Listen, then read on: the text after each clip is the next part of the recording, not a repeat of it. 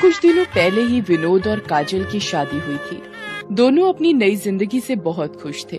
काजल एक नए जमाने की मॉडर्न ख्यालात वाली लड़की थी। काजल मॉडर्न होने के बाद भी अपने संस्कार नहीं भूली थी। वो बड़ों की इज्जत करती थी, घर और ऑफिस का काम भी बड़े अच्छे से संभालती थी। बेटा काजल, तुमने नाश्ता बनाने की तकलीफ क्यों उठाई? नई नई शादी हुई है, लोग क्या कहेंगे कि नई नई बहू से इतना काम करवा रहे हैं ये लोग। इसमें तकलीफ कैसी? ये तो मेरा फर्ज था। मुझे आप लोगों की सेवा कर खुशी मिलती है।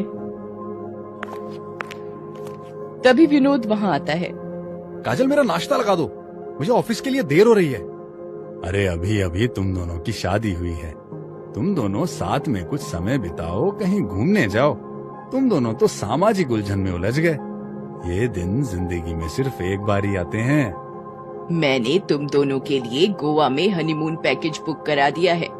कल तुम लोगों को निकलना है, इसलिए पैकिंग शुरू कर दो। मम्मी जी, आप भी ना, इसकी क्या जरूरत थी? जाओ, थोड़ा घूम आओ, तब हमें भी अपने पोते पोतियों को देखने का सौभाग्य प्राप्त होगा। अगले दिन विनोद और काजल अपना हनीमून मनाने गोवा के लिए रवाना हो जाते हैं। घर पर अरविंद और ललिता अकेले रह जाते हैं। दोनों साथ में घर पर अपने पुराने वक्त को याद करते हैं और साथ में अच्छा वक्त बिताते हैं। अजी सुनते हो, मैंने तुम्हारी गैस की दवाई यहाँ रख दी है, सोने से पहले खा लेना। अरे इधर आओ डार्लिंग, तुमने बहुत अच्छा किया जो बेटे और बहू को हनीमून के लिए भेज दिया। हमें भी अकेले गुजारने के लिए कुछ समय मिल गया। क्या कुछ भी, आप भी ना इस उम्र में रोमांटिक हो रहे हैं। अरे जिसकी इतनी खूबसूरत बीवी हो, वो कैसे रोमांटिक ना हो। ऐसे ही कुछ दिन बीत जाते हैं। काजल और विनोद भी अपने हनीमून से वापस आ जाते हैं। कैसा रहा हनीमून? साथ में अच्छे से एंजॉय किया ना? हाँ मम्मी जी, गोवा बहुत रोमांटिक जगह है। हमें भी जल्द दादा दादी बनने की खुशखबरी चाहिए। काजल शर्माते हुए वहाँ से भाग जाती है। एक दिन पड़ोस में रहने वाली सरला बुआ घर पर आती हैं। सरला बुआ मोहल्ले की एक एक खबर रखती थी। मोहल्ले के लोग उन्हें खबरी बुआ भी कहते थे। अरे ओ ललिता, कब खुशखबरी सुना रही हो दादी बनने की? दीदी, आप तो जानती हैं आजकल के बच्चों को अपने मन की करते हैं। ये तो सब वक्त वक्त की बात है। एक दिन काजल किचन में खाना बना रही थी, तभी उसकी तबीयत थोड़ी बिगड़ जाती है और उसे हल्का चक्कर आने लगता है। ललिता वहाँ आती है और उसे संभालती है और उसे पानी पीने को देती है। क्या हुआ बेटा, तुम्हारी तबीयत अचानक ऐसे कैसे बिगड़ गई? कोई खुशखबरी है क्या? मैं तुम्हें डॉक्टर के पास लेकर चलती हूँ। नहीं मम्मी जी, ऐसा कुछ नहीं है। मैंने और विनोद ने इस बारे में अभी सोचा नहीं है। कुछ दिनों बाद ललिता की तबीयत बिगड़ने लगती है। उसे उल्टी और चक्कर आने लगते हैं। माँ ठीक तो है ना? हमें कल ही डॉक्टर को जाकर दिखाना चाहिए। अरे नहीं बेटा, पेट में गैस हो गई होगी। इस उम्र में तो ये सब होता ही है। तभी सरला बुआ वहाँ आ जाती है। हाय रे ललिता, इस समय तो तुम्हारी बहू को उल्टियाँ और चक्कर आनी चाहिए थी। इस उम्र में तो अपच होना आम बात है। कुछ दिनों बाद ललिता का पेट भी बाहर निकलने लगता है। ललिता अरविंद से जाकर बात करती है। अजी सुनते हो? अरे बोलो मेरी जान। मुझे लगता है मैं गर्भवती हूँ। उल्टी और चक्कर आना, उसके बाद मेरे पेट का यूं फूल जाना कोई मामूली बात नहीं है। अरे ये क्या बोल रही हो? हम कल ही जाकर डॉक्टर को दिखाएंगे। बधाई हो, आप माँ बनने वाली हैं। ये क्या हो गया? दादी बनने की उम्र में मैं माँ बनने वाली हूँ। ओह, मेरे बेटा बहू क्या कहेंगे? सारा समाज हम पर हंसेगा। आप चिंता मत कीजिए, आजकल ये सब नॉर्मल है। माँ बनना तो दुनिया के सबसे खूबसूरत लम्हों में से एक है। आजकल औरतें किसी भी उम्र में माँ बन सकती हैं। हमें उससे क्या, हम समाज में क्या मुंह लेकर जाएंगे? घर पर काजल और विनोद दोनों की राह देख रहे थे। मुझे बहुत डर लग रहा है, सब कुछ ठीक होगा ना? मैं भी भगवान से यही प्रार्थना कर रही हूँ, मम्मी जी को कोई गंभीर बीमारी ना हो। मैं पापा को कॉल करके पूछ लेता हूँ। तभी अरविंद और ललिता वहाँ आ जाते हैं। क्या कहा डॉक्टर साहब ने?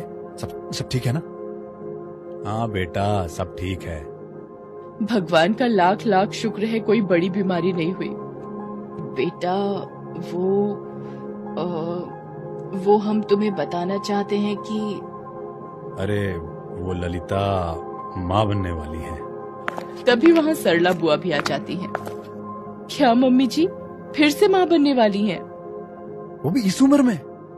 हाय दैया, शायद उम्र के साथ मेरे कान भी खराब हो गए हैं। मैंने कुछ गलत ही सुन लिया। ये सच है सरला दीदी? ये कैसे हो सकता है? बहू के गर्भवती होने के समय सास गर्भवती है।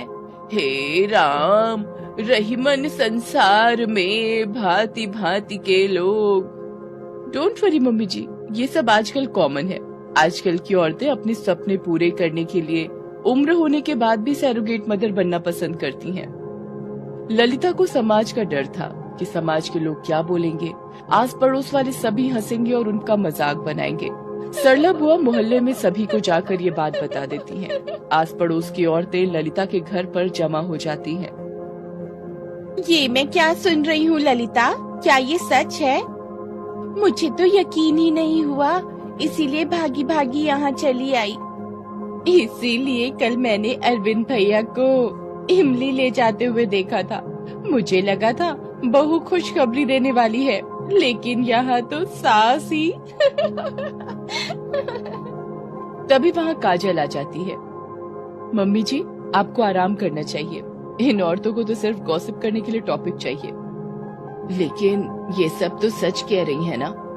हमारा समाज अभी इन बातों को नहीं मानता है। मम्मी जी, आप इतना मत सोचिए, अभी आपको आराम की जरूरत है। ऐसे ही कुछ दिन और बीत जाते हैं। ललिता का 7वां महीना चल रहा होता है। काजल और विनोद बड़ी खुशी से अपनी गर्भवती सास ललिता के लिए गोद भराई की रस्म का आयोजन करते हैं।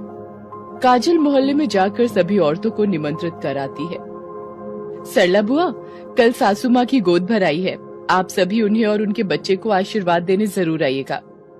हाय रे काजल, तुम बड़ी भोली हो। अरविंद और ललिता की उम्र हो चली है। इस उम्र में कोई कैसे गर्भवती हो सकती है?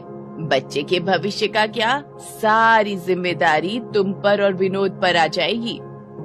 उसकी चिंता आप न करें, हमें नए मेहमान के आने की तैयारी करनी है। अगर आप हमारी खुशियों में शामिल होना चाहती हैं, तो गोद भराई में जरूर आइएगा। गोद भराई की सारी तैयारियां हो जाती हैं, लेकिन मोहल्ले की एक भी औरत गोद भराई की रस्म में शामिल नहीं होती। ये देख ललिता को बहुत ठेस पहुंचती है। ये सब करने की क्या जरूरत थी बेटा? मम्मी जी, कोई आए या ना आए, हमारे घर में छोटा मेहमान आने वाला है। हम इस बात की खुशियां मनाएंगे। काजल खुशी से ढोल बजाकर गीत गाती है। ढोलक की आवाज सुनकर मोहल्ले की औरतें भी आनी शुरू हो जाती हैं। सभी मिलकर गीत गाती हैं और खुशी से नाचती हैं। आप सबका बहुत बहुत धन्यवाद। आप सब हमारी खुशियों में शामिल होने यहाँ आए।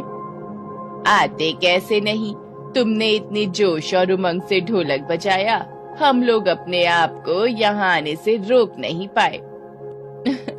ये मेरे अंदर की खुशी है जो आपको इस ढोलक की आवाज के साथ आ रही है। मेरे पैर तो खड़े खड़े ही थिरक रहे हैं। तभी ललिता की प्रसव पीड़ा शुरू हो जाती है।